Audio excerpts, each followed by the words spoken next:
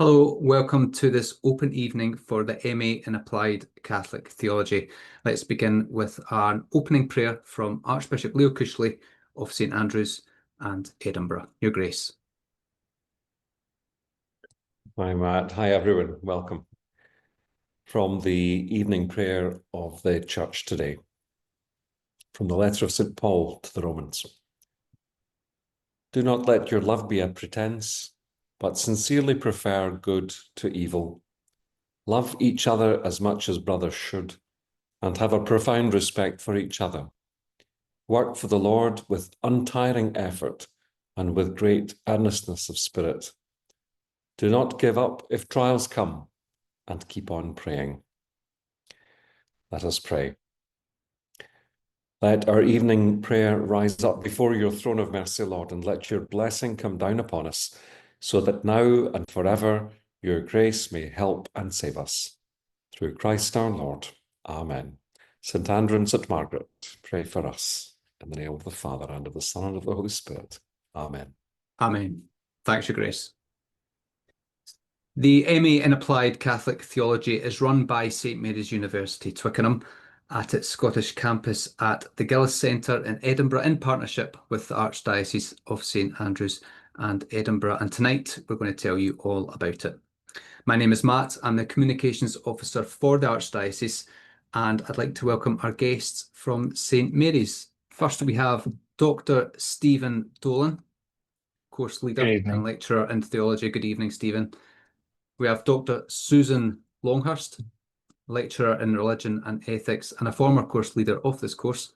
Hi, Matt. And hi, Dr. Jeremy Pilch is head of the School of Theology at St Mary's University.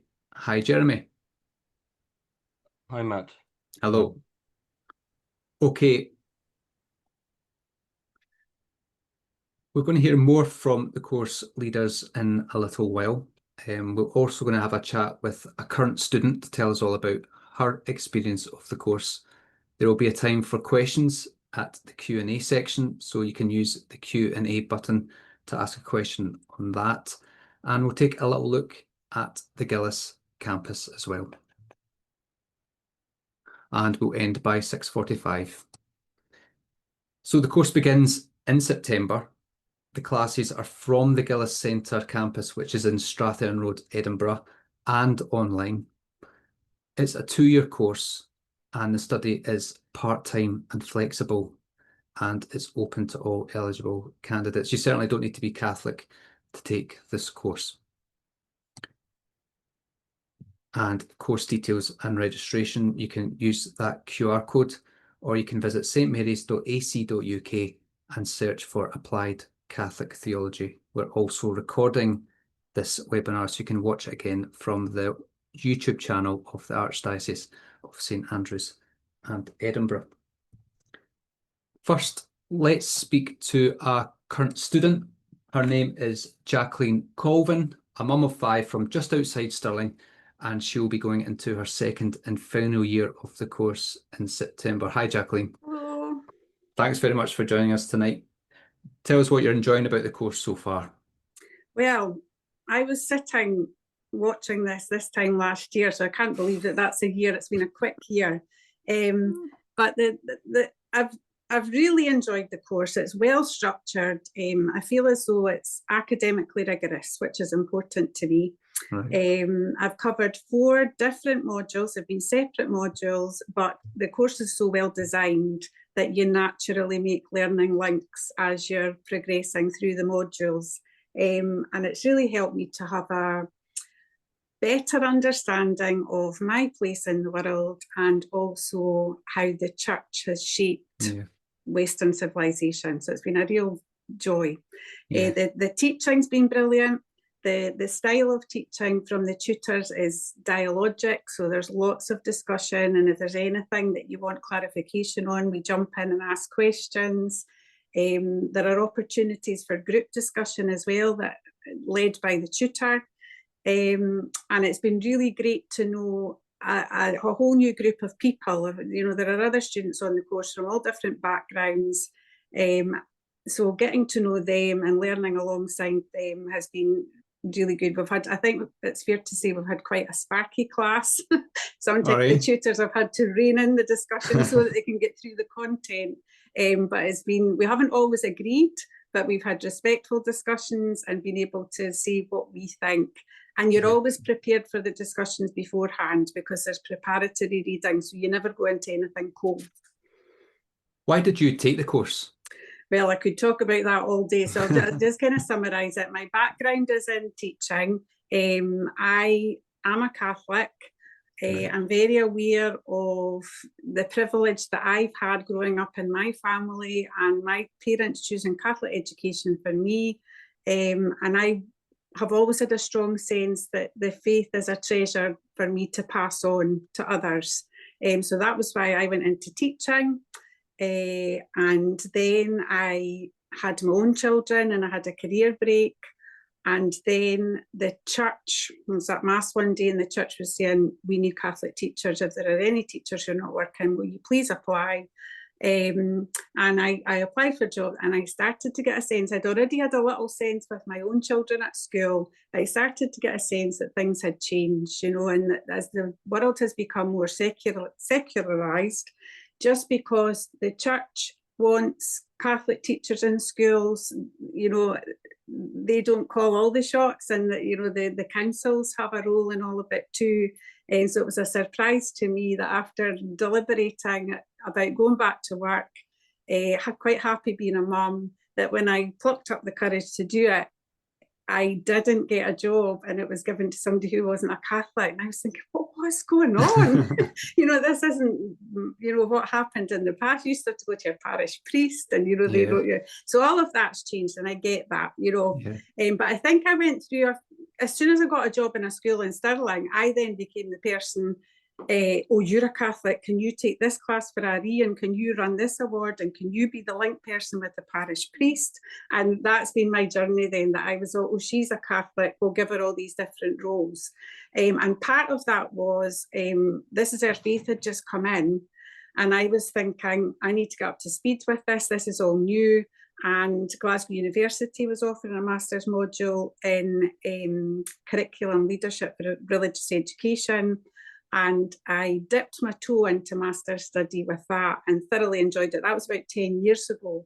But it was through that, it started to sort of calm my frustrations, because I was feeling at the time, why is the church not doing anything? Why do they not know that? And then I started to read papal encyclicals and, you know, scholarly articles. And I knew then that people were years ahead of me on the challenges, you know, facing Catholic education at the time.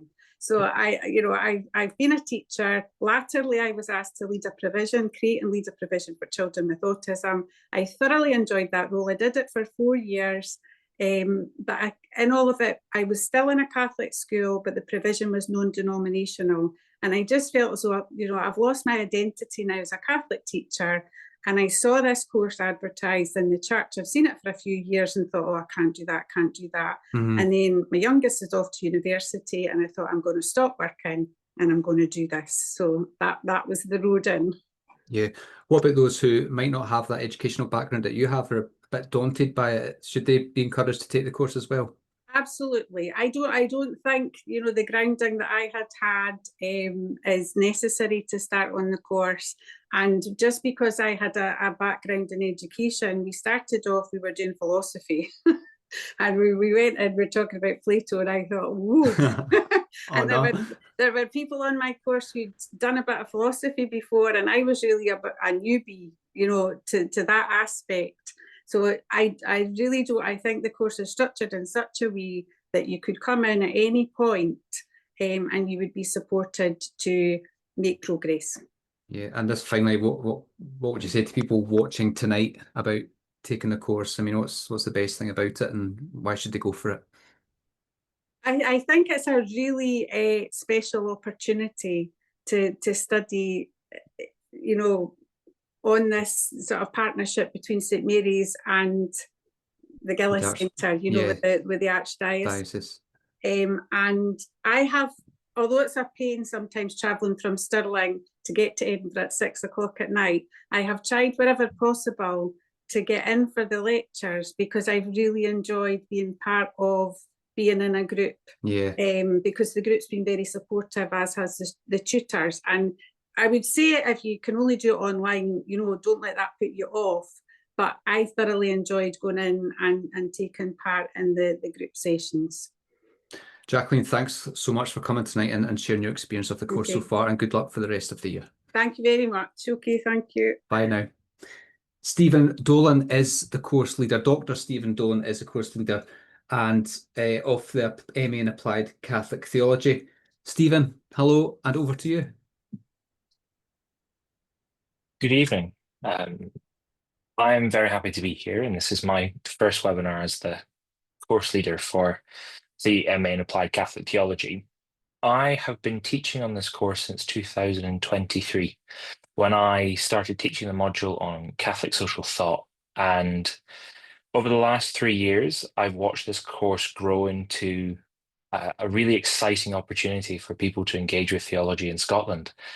And now that I've taken over from Susan as the course lead, I'm really, really enjoying getting to share this course, not just with those in Edinburgh and St Andrews and the diocese, but now the whole of Scotland, as we can offer hybrid, so that every student all the way from the Shetlands down to the borders could potentially join us and really learn something through this course. So this master's course is designed to provide every student a thorough grounding in the key aspects of Catholic theology, while also developing the necessary skills and aptitudes to apply the Catholic theology they learn to the challenges and the opportunities of the contemporary world. This course was designed in particular to take the aspects of Catholic theology that are most important and really bring it to life in the 21st century. So that the courses that I'll discuss in a second really have an impact in people's lives and are not just there to inform people about the faith, but to help them grow into and live the faith in more detail. Over the 2 years, you'll study a variety of subjects that really give you a grounding in theology, and in particular Catholic theology. In the first year, you'll do normally 4 modules. The first will be aspects of biblical interpretation, which will give you an introduction into biblical studies and analyzing and looking through the Bible as not just something narrative in our spiritual life, but something academic as well. Human beings and human action in medical ethics, that's a course directing us towards what the human being is through the lens of Catholic theology. You really get a sense in that course about what it means to be a person in light of the revelation of Jesus.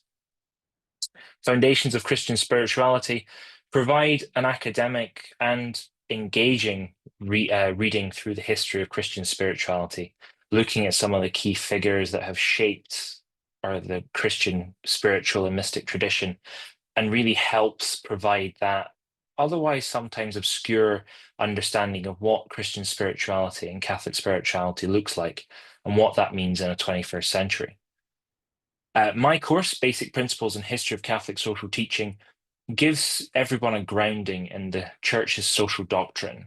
It looks through the historical and contemporary encyclicals and writings on aspects of Catholic social thought, from questions of the common good to human dignity, and invites a lot of guest lecturers to provide hands-on experience about what it means to live a Catholic social life in the 21st century. Into the second year, there are 2 more courses that students will take in their first year or their first semester. Systematic Theology and Contemporary Themes looks over Catholic theology, providing a theological background to the dogmatic and doctrinal tradition of the Church. And Spiritual Direction, Psychology, and Spiritual Formation builds on the Christian Spirituality course and looks a little bit more into the psychological and spiritual elements of the human person. What makes this course quite exciting, I would say, is that it ends with a dissertation. Now, this starts in semester 1 of your second year, but nominally it's semester 2 when students get to sit down and do an extended research essay. This will be guided with the help of a dissertation supervisor of not just the staff members that you'll meet on this course, but the rest of the St Mary's staff will help you. And you'll get to work on a long piece of work that reflects the interest that you have and you've developed over this course. What I hear from a lot of students is they come in and they have their academic interest before they started. And they go through the course and they build up a theological background that really helps them flesh out what they're really interested in. And then when it comes to that moment to do that dissertation, they're unleashed with a dissertation supervisor who can really help them focus on exactly what they want to study and really come out of the master's program with a piece of work that they can be really proud of and say, this is my research that skills put to the test, along with all the education, or all the theological education that I've picked up along the way. Now, the course is structured over 2 years, and so the fees again are over 2 years. The course cost in total is £9,240, but St Mary's has worked very closely with SAS, the Students' Funding Body for Scotland, to guarantee or to secure students a £3,500 a year master's loan that they can apply for if they're eligible. This means that over the 2 years of study, eligible students will be able to receive £7,000 worth of student loans. That's on top of, or that's alongside other loans that we have or other funding opportunities that are available. There's disability student allowances available, and a very unique opportunity that St Mary's is offering, that if students are able to offer £500 of a backing or a bursary from one of their parishes, St Mary's University will match that funding of £500, which means at the end of the 2 years, students have access to £8,000 worth of financial support, depending on their eligibility. This means that our master's course is a real opportunity for everyone, and people who are interested in the course should take the opportunity to check in with SAS, see what they're available for, see what they could apply for, and make use of the funding opportunities that are there. I'm really excited to hope to meet a lot of you here and many more who will watch this after the fact. This is my email address, and I'm sure Matt will send an email out after the fact. So do please be in touch with any questions, whether it's as small questions as who do you read in your, do we read Aquinas and Augustine, to how much do your master's courses cost, and where can I find more information? So do please be in touch, and I really look forward to seeing you all next year. Stephen, thanks so much. More from Stephen later on in the webinar. Let's bring in now Dr. Susan Longhurst, lecturer in religion and ethics and a former course leader of this course. Susan, my first question is, what makes the student experience on the Scottish MA so distinctive? Well, I loved Jacqueline's piece that she delivered. I just think it really conveyed everything about the MA. Honestly, I heard such a lot of positivity there from Jacqueline, and she was really talking about the experience that most of the students will have, which is coming back to study and really thinking about their own Catholic identity. And the course itself, I think, gives students the confidence and the literacy and a sense of community and fellowship as well. So everything that you heard Jacqueline talk about was sort of excitement at coming back to study, that sense of perhaps tackling and meeting subjects that perhaps people haven't encountered before, but actually doing that in a really supportive environment. So the experience of students, I think, has been really positive, and I heard that come through while I was course lead. One of the things that we were particularly and are particularly proud of is the support that the staff give our students.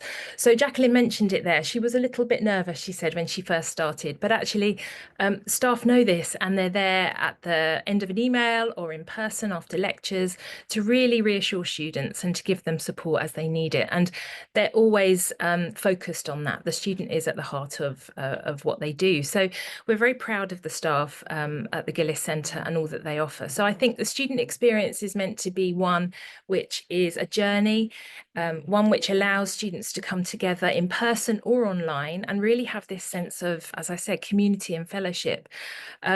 I particularly liked what Jacqueline had to say about just having that dialogue with other students and her peers. Yeah. And again, whether you attend online or whether you attend in person, that's a really important part of the course. And that's what we want to see, that dialogue happening. How have you seen students grow or be transformed through this course? Well, I think the key to this is the fact that the MA is ultimately it's an applied course. So it's really helping students to look at their Catholic identity through the lens of their own ministry or mission, and to take it back out into the world. You know, we see, and Jacqueline mentioned how secular culture is becoming, and actually it's so much more important then for us to know our Catholic faith really at a foundational level, and then be able to communicate that. And so Yeah. in terms of how students have transformed, I've seen students come onto the course and come out, and particularly around the dissertation, many students have a really clear idea, some not, and they'll develop this as they go along, but a clear idea of what they want to study because they want to apply it to their life, take it back to their pastoral setting, take it back to their ministry. So many students have gone on to do research, many students have gone on to do further study, really because of the passion and enthusiasm that they've gained throughout the course. And that's a really lovely thing to see. How do you think the new hybrid, what they call it, the hybrid delivery model, which I'm sure you will explain, will shape that student experience in terms of accessibility and community? Yeah, absolutely. I mean, we're very, very proud of the fact that we can now offer a hybrid model. And really what that means is that for those students that are able to get to the Gillis Centre, again, the lectures are in an evening, 6 till 9 in an evening. So hopefully for those that can get there, that's a real opportunity to come together in person. Those that can't get there can join online. And again, our staff are really experienced at bringing together students that are online and in person. So there's a really integrated experience that students get. Ultimately, we're really excited to be able to offer this course to students all over Scotland. Last year and previous years, we've been working towards this, but actually this year sees a really exciting step forward where we can actually offer the MA more widely and more broadly across Scotland. So Stephen mentioned the funding that's available. Really, we would love to see students apply and get in touch with us to Stephen, just to sort of find out what the opportunities are for them. But really, in terms of accessibility, this opens the course up, and that's a really exciting development. Susan, thanks very much for going over that. You're welcome. Let's take a look at the St Mary's campus at the Gillis Centre. The campus is based in the Marchmont area of the city. So you can see that there, and it's just over a mile to the city centre, so it's got quite good access. It is home to St Margaret's Chapel, that's it there on the right, and these grounds saw the first convent built in Scotland after the Reformation, and today it's home to the offices of the Archdiocese of St Andrews and Edinburgh. It's an A-listed building, the highest listing you can have in Scotland, and most of it was built between 1830 and 1860. This is the man the Gillis campus is named after. Bishop James Gillis had a vision of bringing Catholic education back to Scotland, so he founded a convent here.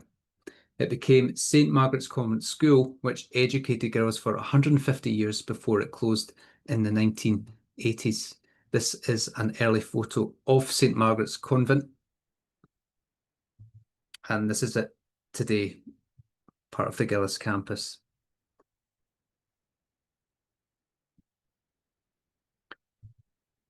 This is a cloister in the Gillis Centre, which you can see if you get here. And today it's our admin corridor for the Archdiocese. Here's an aerial view from 1986. A couple of years later, the Gillis Centre would be used as a seminary where young men in the Archdiocese trained for the priesthood. So your building is in this section here, and that's St Margaret's Chapel. And St Margaret's Chapel is a place where you might have let's have a look here, your graduation ceremony, if you get to that stage. So it's not far away, as Jacqueline said. She's already a year through the course, This is St Margaret's Altar, where the graduation ceremony took place in 2024. That chap there is on the right is actually a priest, Father Matthew Carlin, who successfully completed the course. He's from Paisley Diocese. Bishop Gillis is he's buried in the crypt of the chapel, and there are members of the Hope Scott family, that are the branch of Walter Scott's family. They converted to Catholicism mainly through the ministry of St. John Newman. That's not nice. I like Shauna's foe, it's Archbishop. There's Susan and Jeremy Pilch, who we'll hear from shortly as well, along with some of the graduating students and staff from St Mary's. So the Gillis campus is rich in history and an inspiring location to study. Let's bring Stephen back in to discuss where the classes take place. I skipped forward to Stephen, one of the wee photos. So they're quite new classrooms, aren't they? Yeah, St Mary's has done a real job renovating, which isn't an easy building, a Grade A listed building. They've put in these amazing top of the line seminar rooms, which you will use most often for your classes. As you can see here, you've got the large screen that's there to help facilitate any online discussion, so students don't feel like they're isolated even if they're online during the lessons. These rooms are a great way for staff and students to feel close together. You're not miles away from the tutors or the lecturers, and in fact, it helps develop a really collegiate atmosphere when you're discussing discussing topics that can be quite dense and quite hard at times. And so having the ability to be close and interactive means that students ask questions quickly when they need it, and staff can have that more relaxed, friendly, collegiate atmosphere, which is important for a master's degree, because you need students to be able to grasp the concepts while also being able to feel comfortable pushing their own knowledge further. We also have, alongside this, we have a large hall which gets used for conferences and events. We have a student, what's the word for it? A sort of a student room, a rest area is not the right term. A common room sort of area. Of course, I'd forget that word. It's like a common room for students. We've got a kitchen, which means that this isn't just a space for evening work. We have the ability for students to come in during or out of teaching hours, so that you can use the space for your own research, to meet other students, to be able to have a space for yourself, to create that community, which is so important when doing a master's degree, because it can be a lot of work at times. And for 2 years, you end up creating these friendships and these bonds with students.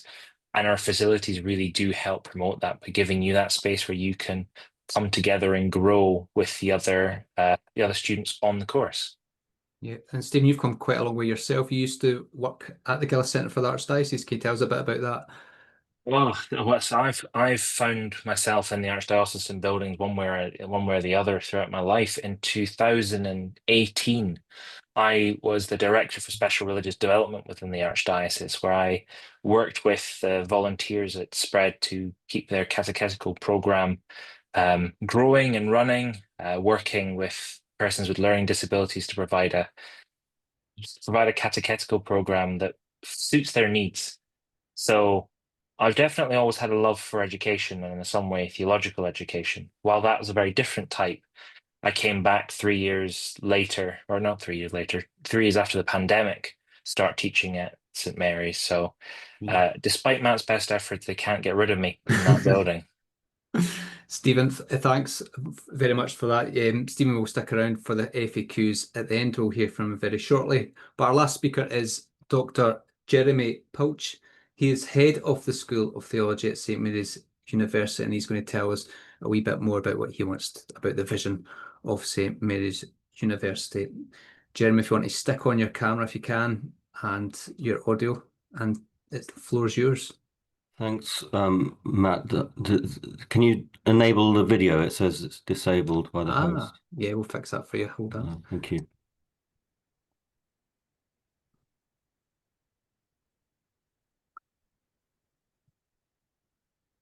Ah, that was me. There we go. Beg your pardon. Try it now. There we are. There we are. Thank you. Thank you. you. It's great to be with you again, and I'm delighted to hear Jacqueline's enthusiasm for the course, and endorse what Susan and Stephen have said. We're delighted to be offering this up in Edinburgh and to be working with the Archdiocese, and the few years it's been running, the course is producing some students who are very, very satisfied. So those that are listening tonight thinking, is this course for me? Yeah, it really is. I encourage you to apply. And just a few things about all the programs that we offer at St Mary's. We're very committed to offering solid Catholic theology, faithful to the magisterium, which helps deepen your faith, is critically engaged with the world, the currents of secularism. What we offer is intellectually rigorous, and the sense in which this course can be for you a platform for further study is also something perhaps to highlight, that we're developing at the university perhaps one of the largest body of doctoral students in the English-speaking world, and this is part of the area we're seeing a lot of growth in, and there's no reason why that the doctoral program couldn't be what you find yourself in a few years after having done this MA program. Another thing about all our programs and this MA as well is that we don't exclusively say you have to have an undergraduate degree in theology. So really important, if you're interested in theology, you want to deepen your understanding, you don't have to have done the undergraduate study beforehand. We teach in a way that means that you can start from relatively sort of basic foundations. As long as you have the enthusiasm and the commitment, we can stretch you and develop your understanding and knowledge. So don't be put off and thinking you don't know enough to apply.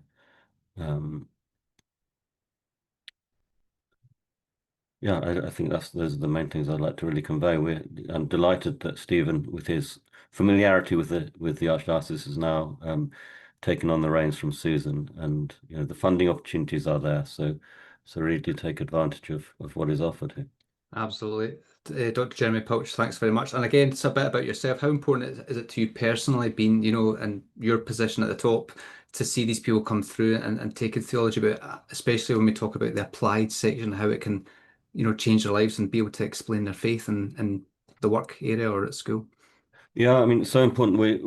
You're seeing the role of theology is not sort of abstract and sort of intellectual, but we want to be out into the world, and as a school of theology, we're very committed to the mission of the church and to shaping the future of society, and enabling and equipping our students to make a contribution and to help share the light of Christ with a world that's needs to hear.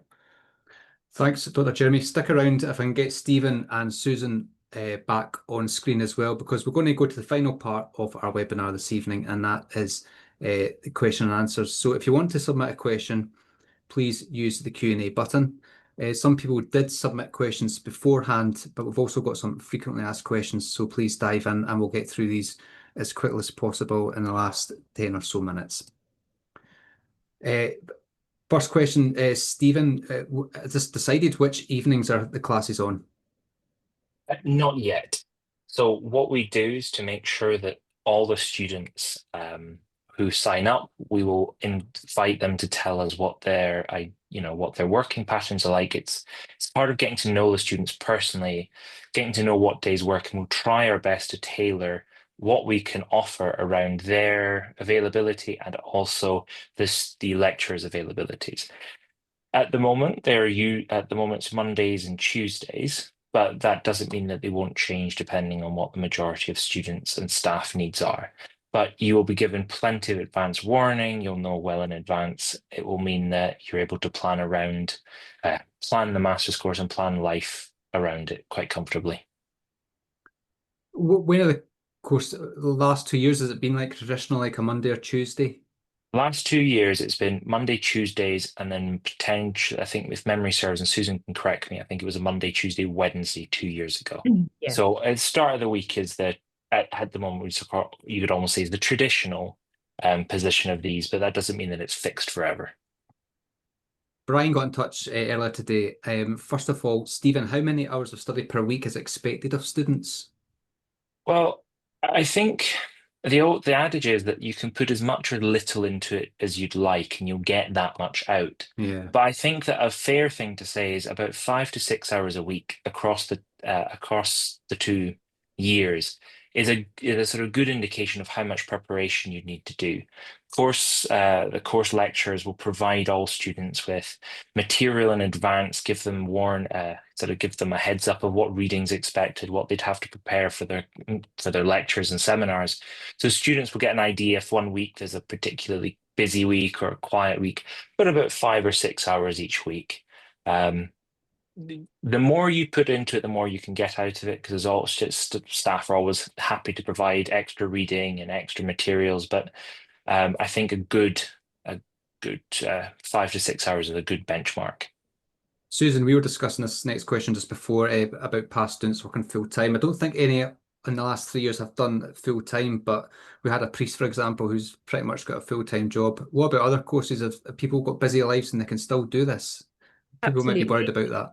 No, well, absolutely. I mean, students come because of the passion and enthusiasm for the course. And yes, we have students from a wide range of different backgrounds. And I mean, I can think of many students over the last couple of years who have been doctors, who have been busy clergy, and who have successfully combined study and their working lives and all of the family commitments as well. So yes, and obviously our staff are attuned to them as well. So as Stephen said, being able to tailor the evenings on which we offer lectures is another part of that whole process of supporting students. But yeah, definitely.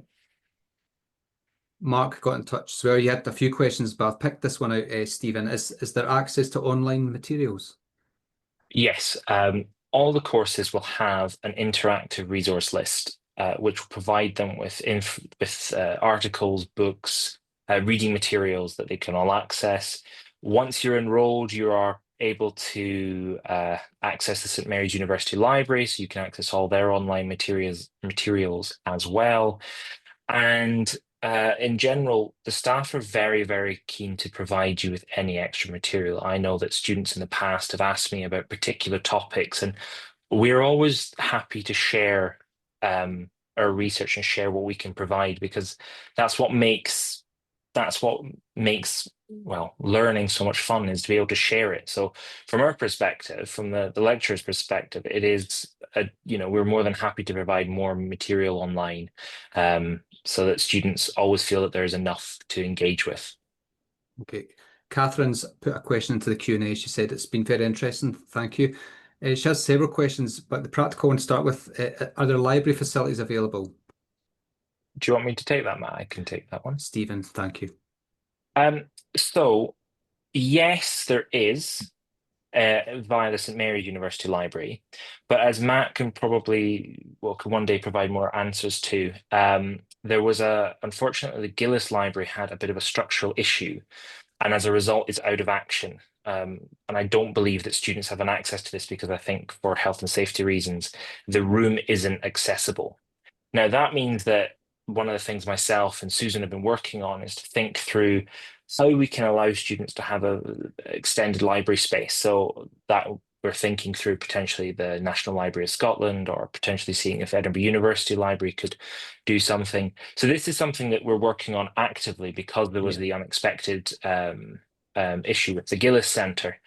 But the hope is that the Gillis Centre Library is back up and running soon. But unfortunately, that is something that's out of anyone's control, and I think it's just a matter of waiting and seeing, but knowing that Susan and I are working very hard to make sure that students aren't out in the cold in terms of library space. Okay, thanks. Catherine's got some other questions. We won't get around to them all, but Catherine, I'll put them to Stephen after this webinar. A question here from Mark. Maybe I can give it to you, Dr. Jeremy. Is there is there a preliminary module on getting one's research skills up to speed, or rather, is there any, should people read once they get into the course, should they read before joining? Would you recommend doing that? Yeah, I don't think one needs to sort of be overly concerned about preparing to do preparatory stuff for the course. Contact Stephen for any suggested reading for any modules that you can sort of, that can help you sort of ease into a module, but there's nothing that's would prescribe. In terms of the general research skills, those are taught in the course of the module, and you'll be sort of given all the support you need to do your essays and assignments in the course of the modules, and then additional support with the dissertation as well. An anonymous attendee asks Stephen, if you miss a lesson, can you catch up? Very easily. All our lessons are recorded because they are hybrid at the same time. It means that lectures are like today on, they'll be on Teams, but they'll be recorded, and then those recordings are shared with all the students on the online learning system Moodle, which means that students will be able to access the recordings, go over them in their own time after the fact. And then obviously you can come back to the staff and ask them if there's any questions you have, or if there's anything that you need to or want to discuss about the lecture, and I'm sure the staff will be very happy to help make sure that no one falls behind, because life gets in the way for everybody. There's unavoidable things happen and you can't attend a lecture, but the joy of a hybrid system is that we will make sure that learning is not missed or not. It's not a missed opportunity. There's always a chance to catch back up. Final question. I'll give this to you, Susan, because Catherine asks whether you consider older people with no obvious follow-on role within a career structure. Are funders happy to support such a candidate? Yes, absolutely. And actually the SAS funding is eligible for those older students as well. And we see this as very much an enriching course that anyone who has a passion and interest, as I said, in developing their Catholic faith and identity, I think this is perfect for. And as I said, for older students, having that potential to come back into academia, if you like, and to have a chance to grow and develop a community and a supportive community around them whilst gaining this confidence and fluency, then I think it's actually a perfect step. I'd like to thank Stephen, Susan and Jeremy for taking part in tonight's webinar, as well as Jacqueline Colvin and Archbishop Leo Cushley. Stephen is available if you want to get in touch with him. I'm sorry if we didn't get around to your question tonight. I'm keen that we finish before 2:15, but I'll try and get those questions to him and we'll give you a little follow-up. This webinar has been recorded as well, and tomorrow we'll get it all up on the YouTube channel of the Archdiocese of St Andrews and Edinburgh. And again, a final screen just to let you know the course details and registration. You can go on to using the QR code or search Applied Catholic Theology at stmarys.ac.uk. Thanks again, everyone. Good night and God bless.